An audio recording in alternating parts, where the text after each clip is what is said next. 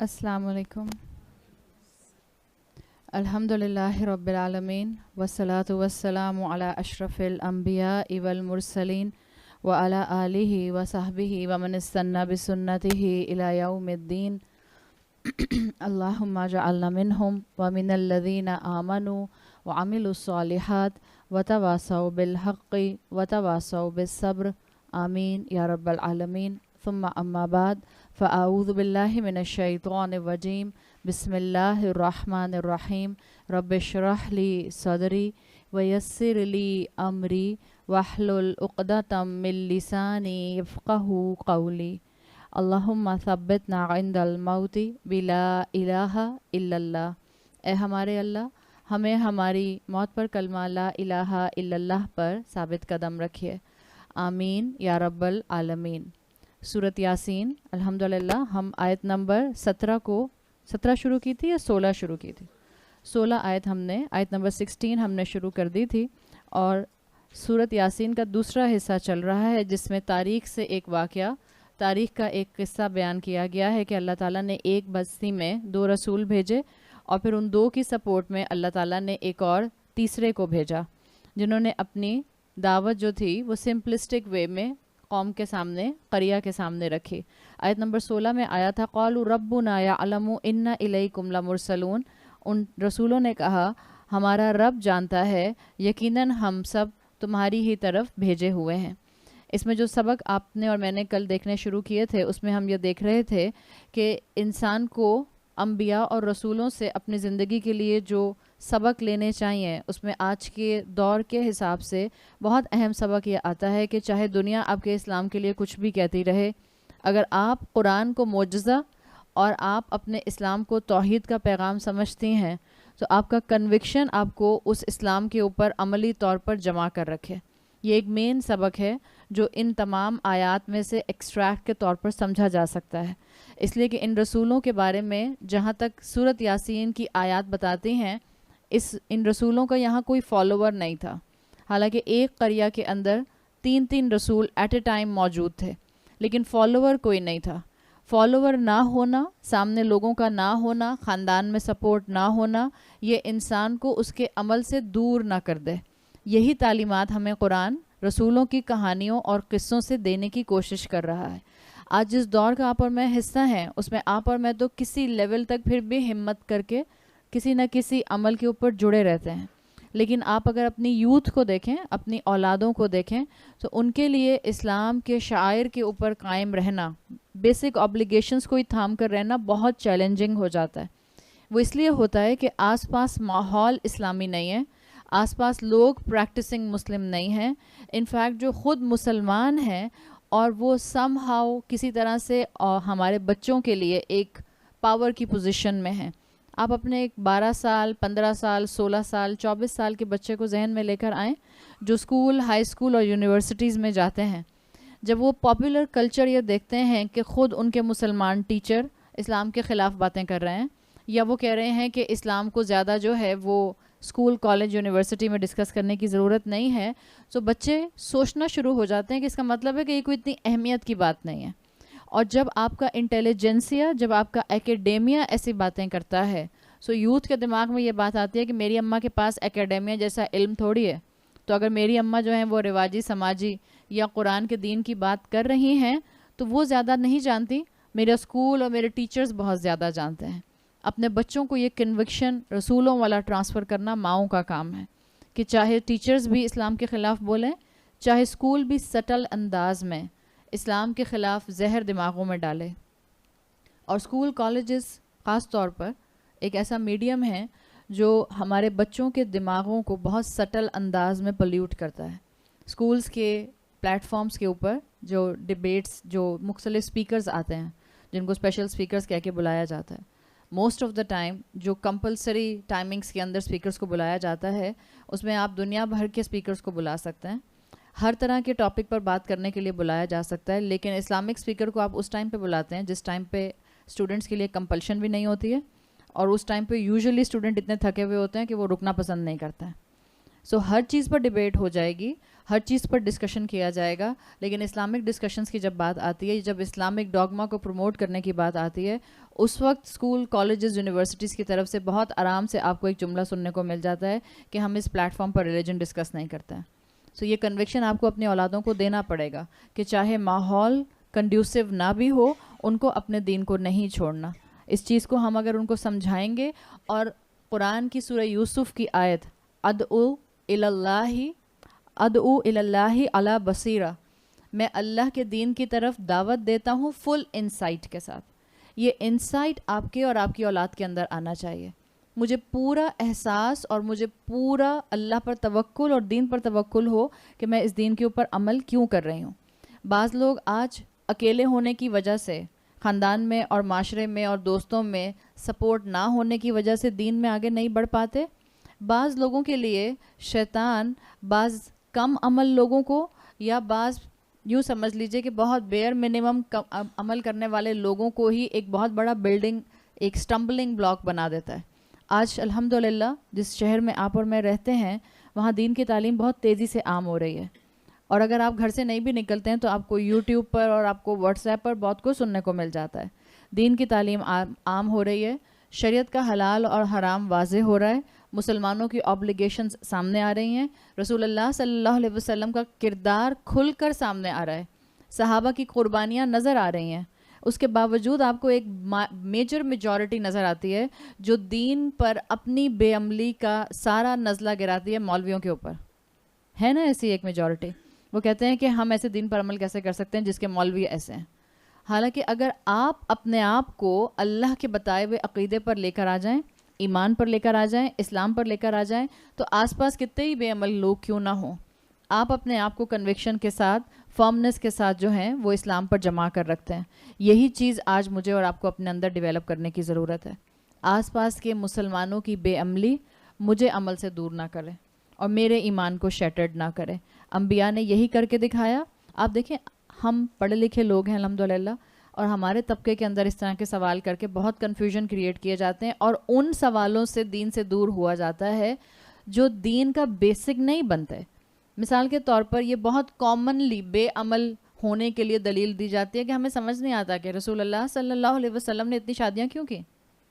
یہ سوال ایسا کیا جاتا ہے نا, اور پھر جب اس کا اپروپریٹ جواب لوگوں کو نہیں ملتا, اس لیے کہ میجورٹی کو اس کا جواب نہیں دینا آتا, تو پھر لوگ کہتے ہیں کہ یہ کیسا دین ہے, بہت ہی لاجیکل دین ہے. لوگوں کا یہ کہنا کہ آپ صلی اللہ علیہ وسلم نے حضرت عائشہ سے 9 سال کی عمر میں شادی کیوں کی. بعض مسلمانوں نے ویسٹرن امپریشن کے اندر آ کے یہ کہنا شروع کر دیا کہ نہیں وہ 9 سال کی نہیں تھیں, وہ 18 سال کی تھیں. بالکل غلط. آپ کے پاس تمام روایات اور آپ کے پاس سالڈ ایویڈنس موجود ہے. حضرت عائشہ کی جب رخصتی ہوئی ہے تو اس وقت حضرت عائشہ کی عمر 9 سال تھی. اس کے بہت سے فیکٹرز ہیں, اس وقت یقیناً ہمارا وہ ٹاپک نہیں ہے کہ میں آپ کو اس کے دلیل دینا شروع کروں, بٹ دا پوائنٹ از, اگر کوئی مسلمان آپ سے یہ کہتا ہے رسول اللہ کی شادی کو ایشو بناتا ہے, آپ کے نکاحوں کو ایشو بناتا ہے, اور حضرت عائشہ کی عمر کو ایشو بناتا ہے, آپ اس سے صرف 2 سوال پوچھ لیجئے. کیا قرآن میں یہ دونوں ایشوز ڈسکس ہوئے ہیں احکامات بنا کے؟ نہیں ہوئے ہیں. قرآن, آپ ان سے یہ سوال کریں کیا آپ کو قرآن کا معجزہ ہونا سمجھ آتا ہے, آپ اس کو قبول کرتے ہیں؟ اگر آپ اس کو قبول کرتے ہیں اور اگر آپ ایک اللہ کو اور توحید کو مانتے ہیں, سو کم سے کم اتنا مان جائیں. باقی یہ ایشوز اور اس طرح کے کئی ایشوز وقت کے ساتھ ساتھ ہم ڈسکس کر لیں گے. Come with us, come in the classes, listen to Quran, listen to اسلامیات, لسن ٹو شریعت. جو آپ کا دل چاہتا ہے اس کو سنیے, اور اس کے بعد آپ کا دل کھلنا شروع ہو جائے گا. یہ کامن گراؤنڈز ہیں جس کے اوپر سے آپ کو لوگوں کو لا کے دین میں کسی طرح سے پینیٹریٹ کرانا ہے. ابینڈن نہیں کریں لوگوں کو. لوگ ایسے سوال کریں گے کہ جس سے آپ پٹ آف ہو جائیں گے. رسولوں سے بھی ایسے سوال کیے جاتے تھے جس سے وہ پٹ آف ہوتے ہوں گے, لیکن وہ اپنا کول کنٹرول میں رکھتے تھے. وہ اپنے آپے سے باہر بھی نہیں ہوتے تھے, اور ان کو کسی بھی طرح سے ان کے اپنے عمل سے ان کی جو نافرمان قومیں ہوتی تھیں وہ ہلا نہیں پاتی تھیں. تو آپ کو اس لیول تک اس کہانی میں یہ چیز نظر آ رہی ہے کہ جتنا قریہ کی تکذیب بڑھی, رسولوں کے پیغام کی تاکید بڑھتی چلی گئی. رسولوں نے جتنا دیکھا کہ قوم بدتمیزی کا شکار ہو رہی ہے, آرگیومنٹس پیش کر رہی ہے, غصے میں, ایگریشن میں آ رہی ہے, رسولوں کا اتنا زیادہ اخلاق بڑھتا چلا گیا, اتنا ان کا جو ٹالرنس لیول تھا وہ بڑھتا چلا گیا. رسولوں کا میسج وہی رہا جو وہ شروع سے دے رہے تھے, انہوں نے اپنے میسج کو ڈائلیوٹ نہیں کیا، پیشنس کے ساتھ اپنا پیغام پہنچاتے رہے. اور لوگوں کی نظریں، لوگوں کے طنز، اور آگے آیت میں آ جائے گا لوگوں کے بہت بڑے بڑے تھریٹس ان کو ان کے عمل سے ہلا نہیں سکے. آپ دیکھیں اس لیے انہوں نے کہا تھا ربنا یعلم، اللہ یعلم نہیں کہا تھا. ربنا لانا اللہ کی جگہ پر، یہ دائی کے لیے، پیغام پہنچانے والے کے لیے، عمل کرنے والے کے، جس کے خاندان میں کوئی بھی اس کی سپورٹ نہیں ہے، جب وہ اللہ کی جگہ رب کہتا ہے اور پورے مفہوم کی سمجھ کے ساتھ کہتا ہے تو اس کو یقین ہو جاتا ہے کہ چاہے میرا کوئی ساتھ نہ دے، میرے لیے میرا چیریشر، میرا نرشر، میرا سسٹینر، مجھے پالنے والا، مجھے سنبھالنے والا، مجھے زندہ رکھنے والا، مجھے رزق دینے والا کون ہے؟ میرا رب ہے. تو یہی چیز آپ کو رسولوں کی دعوت میں نظر آ رہی ہے کہ انہوں نے اپنے ایمان کو بھی پختہ کیا، میسج بھی دے دیا کہ ہمارا ہادی جو ہے، ہمارا رب جو ہے وہ صرف اللہ ہے. آگے رسولوں نے کیا کہا آیت نمبر 17 میں، وَمَا عَلَيْنَا إِلَّا الْبَلَاغُ الْمُبِينُ، ہماری کوئی ذمہ داری نہیں ہے، صرف ہمارا کام ہے پہنچا دینا. ہمارے کندھوں پر صرف اس میسج کو کنوے کر دینے کی رسپانسبلٹی ہے. اور رسول یہ بات جانتے تھے کہ جب وہ پیغام کو ڈائلیوٹ نہیں کریں گے تو یقیناً ان کے اوپر اس پیغام کو پہنچاتے رہنے سے مشکل آئے گی. جب آپ بھی اپنے عمل میں پیچھے نہیں ہٹیں گی، جب علم آ جائے گا اور آگے عمل کو اپنے گزرے ہوئے کل سے بہتر اپنے آج کو کرنے کی کوشش کریں گی تو آپ کو ریزسٹنس فیس کرنی پڑے گی. لوگ رکاوٹ آپ کے لیے کریٹ کریں گے، لیکن آپ کا کام بھی یہی ہے کہ آپ اپنے آپ کو تسلی دیں کہ آپ نے اپنا کام نہیں چھوڑنا، حق پر جمنا ہے اور حق کی دعوت آس پاس کے لوگوں کو دیتے جانا ہے. یہی رسولوں کی، یہی انبیاء کی سنت ہے. ہم نے پیچھے سورۃ یاسین میں پڑھا تھا، اللہ کے رسول صلی اللہ علیہ وسلم کے اوپر اس مکی دور میں، اس ٹائم پر جب سورۃ یاسین نازل ہوئی ہے تو جو پرسیکیوشن آ رہی تھی آپ کو تسلی دی گئی، اِنَّكَ لَمِنَ الْمُرْسَلِينَ عَلَىٰ صِرَاطٍ مُسْتَقِيمٍ، آپ سیدھے راستے پر ہیں، ڈونٹ وری. اور ہاں، اس سیدھے راستے پر مشکل آئے گی، آپ کا کام ہے ذمہ داری کو تھامے رہنا اور عمل میں آگے سے آگے پہنچتے رہنا. اسی لیے آپ دیکھیں آپ کو کانسٹنٹ آیات کا ایک دوسرے سے ٹائے ہونا نظر آتا ہے. یہی ہے قرآن کا القرآن یفسر بعدہ، قرآن کی ایک آیت اس کی دوسری آیت کی تشریح کرتی ہے، اس کی تفسیر کرتی ہے. یہ ربط آپ کو کانسٹنٹ سورۃ یاسین میں نظر آتا ہے. تو رسولوں نے کہا کہ ہمارا کام صرف یہ ہے کہ ہم صراط مستقیم پر رہیں اور ہم اس پیغام کو آگے پہنچاتے رہیں. یہ رسپانسبلٹی رسولوں پر آتی تھی کس ٹائٹل کے تھرو؟ مرسلون کے تھرو. مرسل کی رسپانسبلٹی ہوتی ہے نا کہ آپ کسی کا پیغام لے کر اس کو کہیں پر ڈیلیور کرتے ہیں. سو اس مرسلین کی رسپانسبلٹی کی وجہ سے خود بھی رسول صراط مستقیم پر قائم رہتے تھے اور اس کے بعد اوروں کو اس دعوت کو دیتے رہتے تھے. آج مجھے اور آپ کو بھی اپنے اپنے خاندان کے اندر، اپنے خاندان میں نہیں تو کم سے کم اپنے گھروں کے اندر اس دعوت کے کام کو پہنچاتے رہنا ہے. گھر میں آپ کو لگے شوہر نہیں سنتے، اولاد نہیں سنتی، ماں باپ نہیں سنتے، بہن بھائی نہیں سنتے، ساس سسر نہیں سنتے، اٹس اوکے. پیار، محبت، خلوص، کائنڈنس، سنسیئرٹی کے ساتھ بتاتے رہیے. اور یاد رکھیں دل کھلے گا لوگوں کا، یہ اللہ کا کلام ہے. سب مسلمان ہیں، تھوڑا غافل ہو گئے تو کیا ہو گئے، دل میں تو سب اللہ سے محبت رکھنے والے ہیں. ہم جتنے بھی مسلمان اس دنیا میں ہیں الحمدللہ، کتنے بھی ٹوٹے پھوٹے صحیح، کتنے بھی بے عمل صحیح، اللہ کی محبت کا کوئی نہ کوئی فریکشن کسی نہ کسی کے دل میں ضرور ہے. سو ہمت کے ساتھ پیغام پہنچاتی رہیں. آپ کا اور میرا کام بھی یہی ہے، وَمَا عَلَيْنَا إِلَّا الْبَلَاغُ الْمُبِينُ. لیکن ایک بات یاد رکھیے، جب ہم کہتے ہیں نا کہ لوگ ضرور آپ کی بات سنیں گے، لوگ ضرور دین پر آئیں گے، لوگ ضرور عمل کرنا شروع کریں گے، تو کبھی میرے دل میں یہ خیال نہ آئے کہ لوگ دین پر آ گئے اس لیے کہ میں نے پہنچایا بہت اچھا تھا، میں نے بہت واضح پیغام دیا تھا، میں نے اچھی مثال بن کے دکھایا تھا. آپ کی اور میرے کہنے سے، آپ کی اور میری محنت سے لوگ نہیں آئیں گے. لوگ کیسے آتے ہیں؟ اللہ کے کلمہ کن سے لوگ آتے ہیں. جب اللہ دیکھتا ہے کہ بتانے والے نے بہت خلوص سے بتایا اور سننے والے نے خلوص سے سنا، تب کن فیکون جو ہے وہ فورس میں آ جاتا ہے. یاد رکھیے گا، یہ دو اینگل بہت امپورٹنٹ ہے، اس لیے کہ جو بتانے والا ہے اور جو سننے والا ہے ان دونوں کو بھی تو اپنی کوشش ریکارڈ کرانی ہے. آپ رزلٹ نہیں حاصل کر سکتی جب تک کہ آپ اس میں ایفرٹ نہ ڈال دیں، اور آپ کی اور میری ایفرٹ دیکھی جائے گی. اگر میں بتانے والی ہوں تو اللہ میرے خلوص کو دیکھے گا کہ کیا میں شہرت اور فیم کے لیے بتا رہی ہوں یا میں خلوص اور ذمہ داری سمجھتے ہوئے بتا رہی ہوں. اور اللہ سننے والے کی کیفیت کو دیکھے گا. کیا سننے والا واقعی اپنے اندر اچھی تبدیلی لانا چاہتا ہے؟ جب یہ دو فیکٹرز انوالو ہوتے ہیں کوشش کے، بتانے والے کا خلوص، سننے والے کی محبت اور کانشیس لیول، تو اللہ تعالیٰ کا کلمہ کن فیکون ایکٹیو ہو جاتا ہے، اور پھر اللہ تعالیٰ اپنی رحمت سے سننے والے کا دل کھول دیتے ہیں. تو یہ کام ہے آپ کا اور میرا کہ ہم اپنی طرف سے اس ذمہ داری کو ادا کرتے رہیں، اس ایمان کے ساتھ کہ میرے اس محنت میں ایفیکٹونیس کون ڈالے گا؟ اللہ ڈالے گا. چاہے میں قرآن استعمال کر رہی ہوں، پھر بھی میرے قرآن کے استعمال کرنے سے ایفیکٹونیس نہیں آئے گی جب تک کہ اللہ کی مدد اور اللہ کی رحمت اس میں شامل نہ ہو جائے. کیونکہ انسانوں کے دل کس کے اختیار میں ہے؟ انسانوں کے دل اللہ کے اختیار میں ہے. حدیث کا مفہوم آتا ہے انسانوں کے دل اللہ کی 2 انگلیوں کے درمیان ہے. اللہ جب چاہے لوگوں کے دلوں کو پھیر سکتا ہے. تو لوگوں سے نا امید نہیں ہونا چاہیے، بس کنوکشن اور کانفیڈنس کے ساتھ اس راستے پر چلتی رہیں.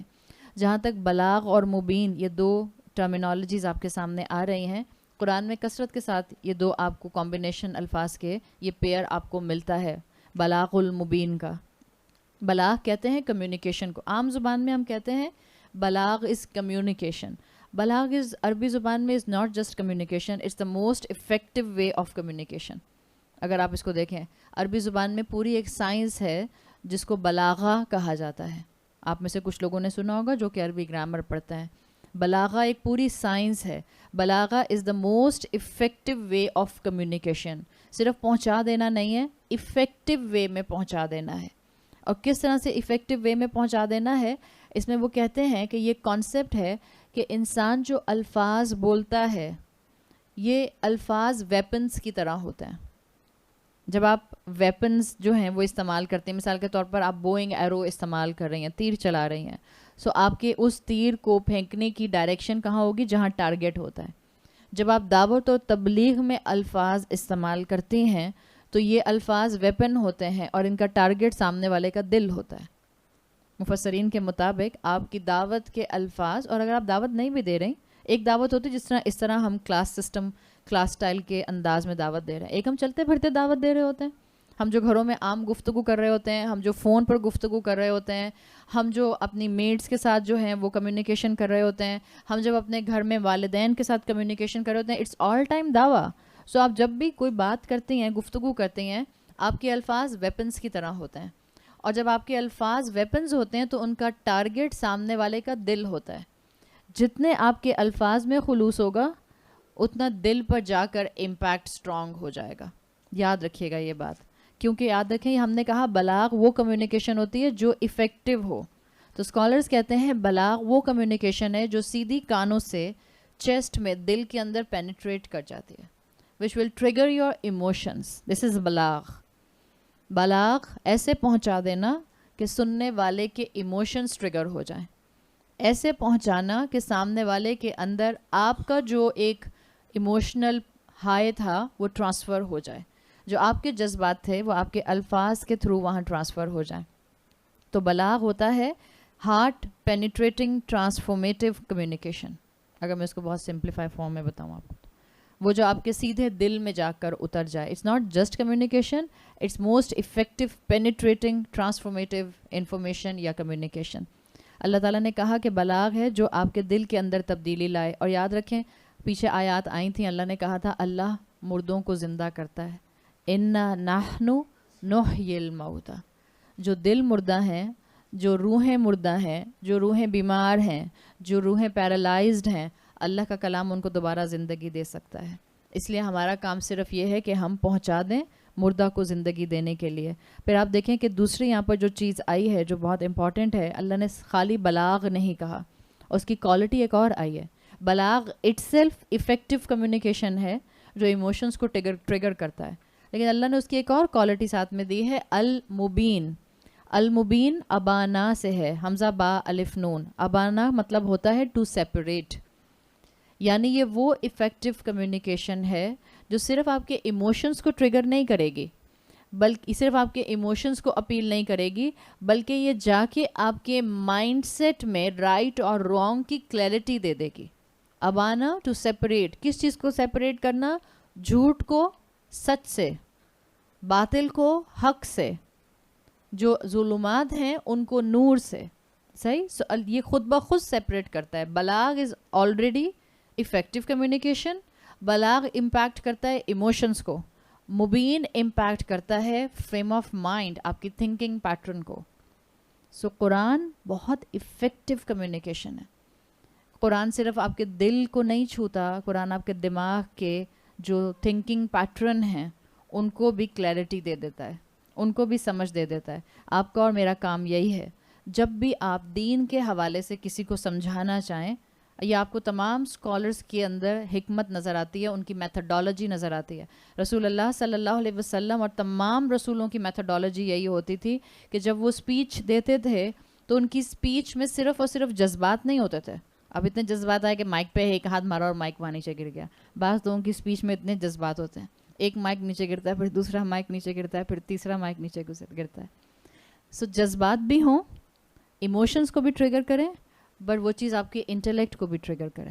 بات ایسی ہونی چاہیے, انفارمیشن ہو دل کو ہلانے والی, information who clarity of thought دینے والی, انفارمیشن ہو کہ جس سے بات جو ہے وہ ایک اچھے انداز میں پہنچائی جائے. حکمت آتی ہے اس سے انسان میں. مثال کے طور پر چلیں سمجھیں آپ یہاں نماز پڑھ رہی ہیں اسی گھر میں کلاس کے بعد. یہ تو پھر کلاس کے بعد بات ہو گئی نا, تو ایک بہت ہی ڈفرینٹ ماحول ہو گیا. اس کو مت امیجن کریں. ایک اور ایگزامپل ہم لیتے ہیں. آپ مسجد میں کہیں نماز پڑھ رہی ہیں, اور اکثر رمضان میں تو الحمدللہ خواتین مسجد چلی جاتی ہیں, اور آپ کے برابر میں جو خاتون کھڑی ہیں ان کا دوپٹہ شفون کا ہے. صحیح نظر آتی ہیں آج کل ایسی خواتین؟ ابھی بھی نظر آتی ہیں, کوئی بات نہیں. اب آپ کے برابر میں صف میں کھڑی ہیں, آپ نے 4 فرض کی نیت کر لی امام صاحب کے پیچھے. سارا ٹائم آپ کا کانسنٹریشن اس بات پر نہیں رہتا کہ امام صاحب کیا تلاوت کر رہے ہیں. آپ کا کانسنٹریشن اس بات پر رہتا ہے کہ میں کیا کہوں ان خاتون کو, سلام پھیر کے کیا کہوں ان خاتون کو. کہیں, بالکل کہیں. اس وقت اپنا ذہن نماز پر فوکس کریں. اگر آپ کو موقع مل جائے, ضروری نہیں ہے موقع ملے, کبھی کبھی موقع نہیں ملتا, آپ نے اپنی سلام پھیرنے کے بعد ان کو کہنا اپنا فرض سمجھنا ہے, یا آپ نے اپنی تسبیحات پڑھنی ہے, تو دیکھ لیجئے کہ کیسا ماحول اور کیسا آس پاس کا اس وقت انوائرمنٹ بن رہا ہے. اگر کہنا ہے سو اسٹریٹ فارورڈ مت کہیے آپ کا دوپٹہ بہت پتلا ہے, اس میں نماز نہیں ہوگی. دس از ناٹ بلاغ المبین, دس از ناٹ بلاغ المبین. آپ یہ کہہ سکتے ہیں کہ آپ کا دوپٹہ سلپ کر رہا ہے, میں آپ کو, ابھی زیادہ تر ہمارے پاس ایکسٹرا چادریں تو ہوتی نہیں, کچھ ایسا کہیے کہ جس سے ایک ڈائریکٹ اوفینسو موڈ میں وہ خاتون نہ آ جائیں. کچھ ایسا کہیے, یا پہلے مسکرا کے پہلے سلام کریں, السلام علیکم, جانی پہچانی لگ رہی ہیں. جھوٹ نہیں ہوگا, صحیح ہے. ہم سب ایک دوسرے سے مل چکے ہیں. یہاں جتنے لوگوں سے ہماری پہلی دفعہ نزیہ کے گھر پہ اس رمضان ملاقات ہو رہی ہے, چاہے ہم دنیا میں پہلی دفعہ مل رہے ہیں, ہم ایک دفعہ پہلے مل چکے ہیں, سارے مل چکے ہیں. کہاں ملے؟ عہد الست میں, جب اللہ نے سب روحوں کو گیدر کیا تھا, تو آپ کیا ملتی جلتی لگ رہی ہیں کچھ. This is just the opening of the chamber of the heart. آپ نے ایک دل کا راستہ کھول دیا. اب آپ نے جب دل کا راستہ کھول لیا, ملتی جلتی لگ رہی ہیں, تو ان کے چہرے پہ مسکراہٹ آ گئی. Now whatever you will say in a controlled tone, with مسکراہٹ, with sincerity, انشاءاللہ ان کے دل پر اثر ہوگا. This is effective communication. اور ایسا کوئی جملہ کہ جس سے آپ کی محبت ان تک چلی جائے مسکراہٹ کے ساتھ. دعوت کے اندر بہت امپورٹنٹ فیکٹر صرف الفاظ کبھی کبھی نہیں ہوتے ہیں, آپ کی اپنی باڈی لینگویج اور آپ کے فیشیل ایکسپریشن بہت کاؤنٹ کرتے ہیں.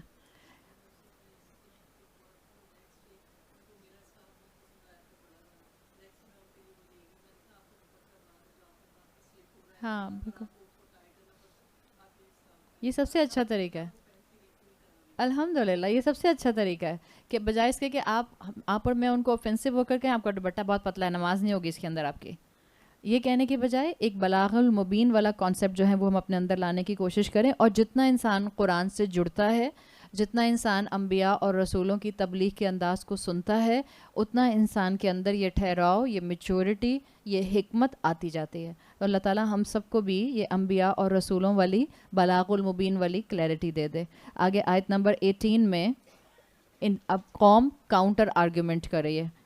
18 میں اس اصحاب القریہ جو تھے ان کا سٹیٹمنٹ آ رہا ہے. قالو, انہوں نے کہا, انا, یقیناً ہم سب, تطیرنا بکم لئن لم تنتہوا لنرجمنکم ولیمسنکم منا عذاب علیم. یقیناً ہم تو تم سب کو, کن سب کو, یعنی تم تینوں رسولوں کو اپنے معاشرے کے لیے قرض سمجھتے ہیں, بیڈ اومن سمجھتے ہیں, بد شگونی سمجھتے ہیں. اس لیے کہ تم نے ہمارے معاشرے کا سکون تباہ کر دیا ہے۔ خاندان میں ایک دین پر عمل کرنا شروع کرتا ہے علم آنے کے بعد۔ پہلے سب نارمل چل رہا تھا، ایک رواجی سماجی لائف سٹائل تھا، جو سب کرتے تھے وہ ہم بھی کرتے تھے۔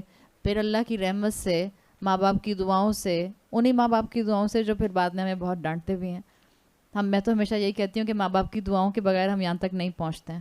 چاہے آپ کے ماں باپ بدعت میں انوالو رہیں اور آپ آگے نکل کر سنتوں کو تھام لیں، پھر بھی یہ بات کا یقین رکھیں، آپ جہاں پہنچی ہیں وہ اللہ کی رحمت کے بعد اپنے ماں باپ کی دعاؤں سے پہنچی ہیں۔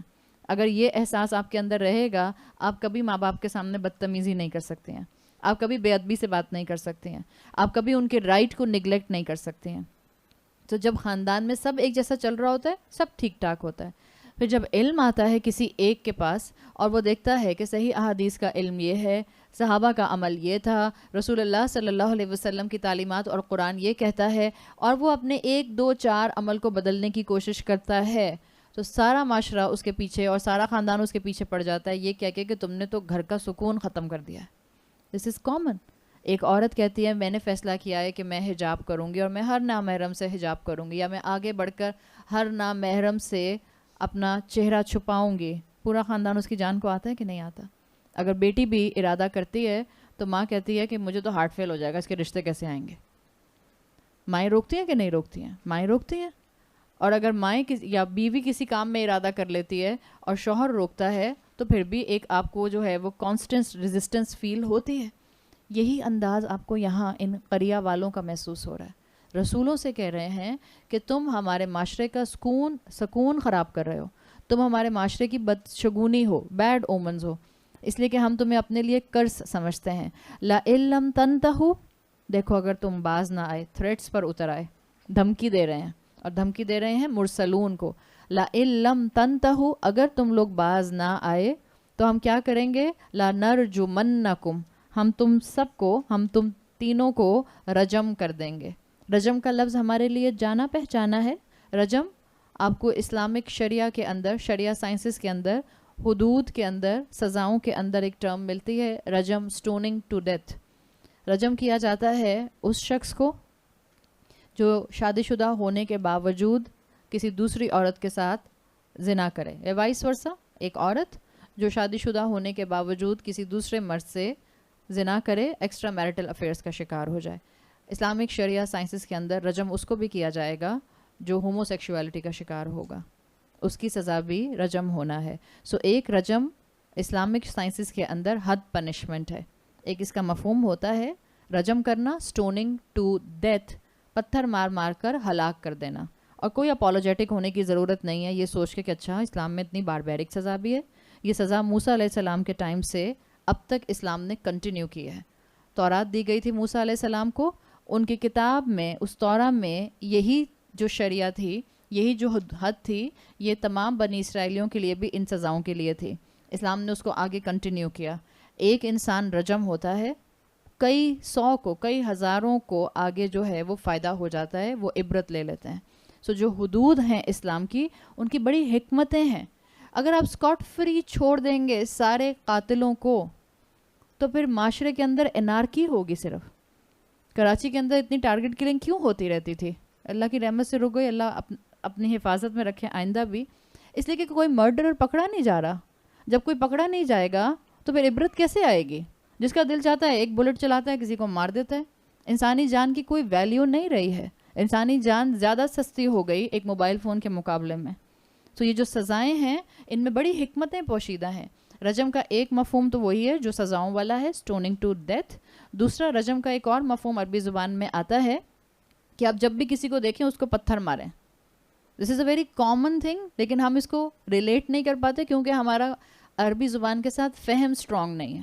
جب آپ کسی کو دیکھیں جس کو آپ ناپسند کرتے ہیں، جو آپ کے لیے نقصان کا باعث ہے، آپ اس کو پتھر ماریں۔ آپ شیطان کو شیطان الرجیم کیوں کہتے ہیں؟ آپ کلک کیا، رجیم از فرام رجم۔ آپ شیطان کو سٹوننگ ٹو ڈیتھ نہیں کر دیتی، مار مار کے ختم نہیں کر دیتی۔ کاش کہ ہم کر نہیں سکتے ہم شیطان کو ختم۔ سو شیطان کے لیے جب کہا جاتا ہے شیطان رجیم، تو وہ پہلی والی ڈیفینیشن رجم کی نہیں ہوتی، حد پنشمنٹ والی، کہ اتنا مارنا کہ اس کو ہلاک کر دینا۔ آپ دوسری ڈیفینیشن کے مطابق ہوتی ہیں. جس کو آپ ناپسند کریں اس کو آپ ہر مرتبہ دیکھ کر ایک پتھر ماریں. سو جب شیطان کو آپ الرجیم کہتی ہیں اس کا مطلب ہوتا ہے ہر مرتبہ آپ جب پڑھتی ہیں اعوذ باللہ من الشیطان الرجیم، آپ شیطان کو کاسٹ آف کرنے کے لیے اس کو ایک پتھر مار رہی ہوتی ہیں. اصل میں آپ کا یہ جملہ اس کو دور بھگا دیتا ہے. جب آپ اللہ کی پناہ میں آ جاتی ہیں یہ شیطان کے لیے ایک بلٹ کا کام کرتا ہے، یہ شیطان کے لیے ایک پتھر کا کام کرتا ہے. سو دونوں مفہوم لا نرجمنکم کے اندر ہیں. لیکن زیادہ اسٹرانگ اوپینین مفسرین امنگ دا مفسرین یہ ہے کہ یہ جو قوم تھی قریہ والی، انہوں نے رسولوں کو یہ کہا تھا کہ اب اگر ہم نے تمہیں لوگوں کے اندر پریچنگ کرتے ہوئے دیکھا تو ہم جب دیکھیں گے ہم پتھر اٹھا کے ماریں گے تمہیں. آپ پتھر اٹھا کر جب مارتے ہیں تو آپ کا مقصد کیا ہوتا ہے کہ سامنے والا رک جائے، بھاگ جائے، دور چلا جائے، جو کام کر رہا ہے اس سے رک جائے.